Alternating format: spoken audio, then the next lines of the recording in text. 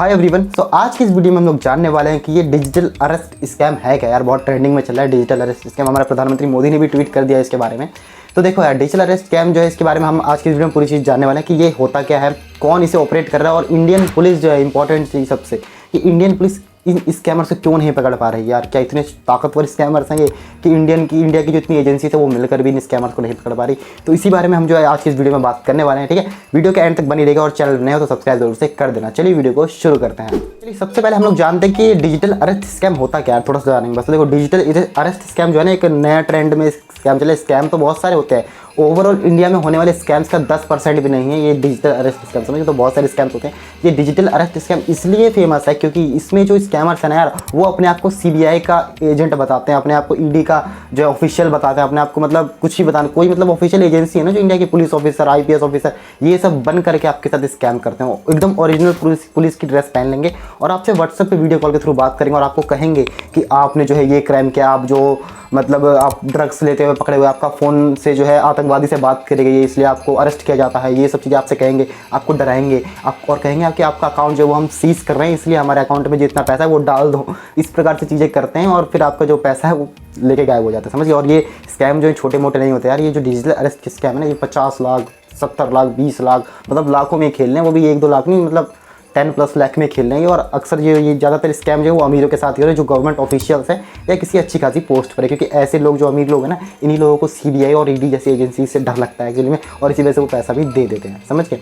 और ये जो स्कैमर्स हैं वो ऐसे ही लोगों को पकड़ भी रहे हैं। तो यही था डिजिटल स्कैम। चलिए अब जानते हैं कि ये पुलिस है, इंडियन पुलिस, ये क्यों नहीं इन स्कैमर्स को अरेस्ट कर पा रही है यार। ठीक है, लेकिन उससे पहले मैं आप लोगों को एक कमाल के ब्राउज़र के बारे में बताना चाहूँगा।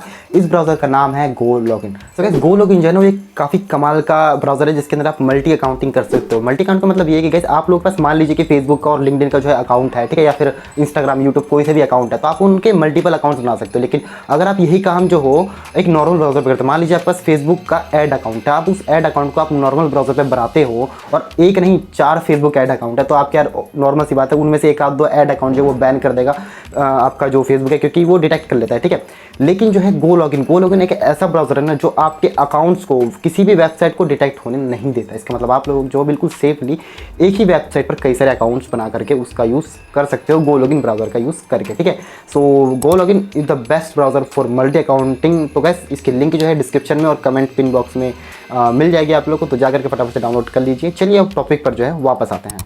तो यार चलिए अब जानते हैं कि जो इंडियन पुलिस है, जो वो इंडियन पुलिस एजेंसी जो है वो इन स्कैमर्स को अरेस्ट क्यों नहीं कर पा रही डिजिटल जो अरेस्ट वाले स्कैमर्स। तो देखिए सिंपल सी बात है, इसके कई सारे रीजंस है। तो पहला रीज़न मैं आपको बताता हूँ जो कि है व्हाट्सअप या फिर मेटा। क्योंकि जो है ये स्कैमर जो है ये व्हाट्सअप का ही यूज़ करके ज़्यादातर स्कैम कर रहे हैं।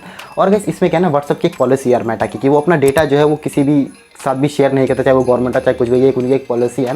हालांकि दोनों गवर्नमेंट और मेटा के जो ऑफिशियल्स हैं वो मिल करके कुछ ऐसी चीज़ें कर रहे हैं जिससे कि इन स्कैमर्स को रोका जा सके। लेकिन नॉर्मल इनकी मेटा की पॉलिसी तो यही कहती है कि वो अपने डेटा जो है शेयर नहीं करेंगे भाई गवर्नमेंट से। ठीक है, तो इसी कारण जो है ये स्कैमर जो है बच जाते हैं व्हाट्सअप वगैरह का यूज़ करके। ठीक है, एंड सेकेंड चीज़ जो है मोस्ट इंपॉर्टेंट और मुझे लगता है कि ये कहीं ना कहीं हो सकती है इन स्कैमर्स के बचने का रीज़न, वो है गाइस मनी।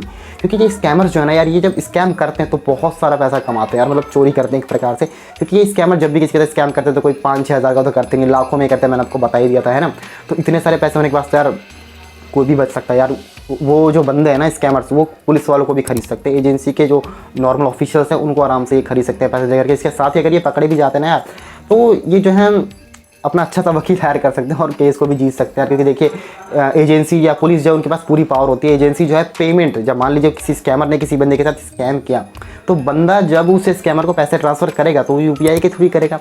अब उस पेमेंट को जो है गवर्नमेंट इजीली ट्रेस कर सकती है, बट इसके बावजूद आज के टाइम पे जो है ये स्कैमर्स फ्री हैं। और ये क्यों है, इसके लिए एक रीज़न मैंने बताया मनी। अब एक और रीज़न जानते हैं। इसका अगला एक और रीज़न जो मुझे लगता है ना गाइस, वो लगता है कि जो ये स्कैमर्स है वो हमारे देश से ऑपरेट ही नहीं कर रहे। जैसे कि अगर कोई स्कैमर है वो नेपाल या बांग्लादेश जैसे देशों से जो है ऑपरेट करता है ना, तो इंडियन गवर्नमेंट इस मामले में स्टेप्स नहीं ले सकती है। ऑफिशियली स्टेप्स लेना बहुत मुश्किल हो जाता है, बहुत पैसा भी खर्च होता है ऐसे स्टेप्स लेने के लिए गवर्नमेंट का। तो ऐसे स्टेप्स इसलिए गवर्नमेंट नहीं ले सकती। तो अगर ये स्कैमर जो है वो दूसरे देश से ऑपरेट करे तो इंडिया के लिए वैसे ही मुश्किल हो सकता है। बाकी ये कुछ रीज़न थे जो मैंने आपको बता दिए।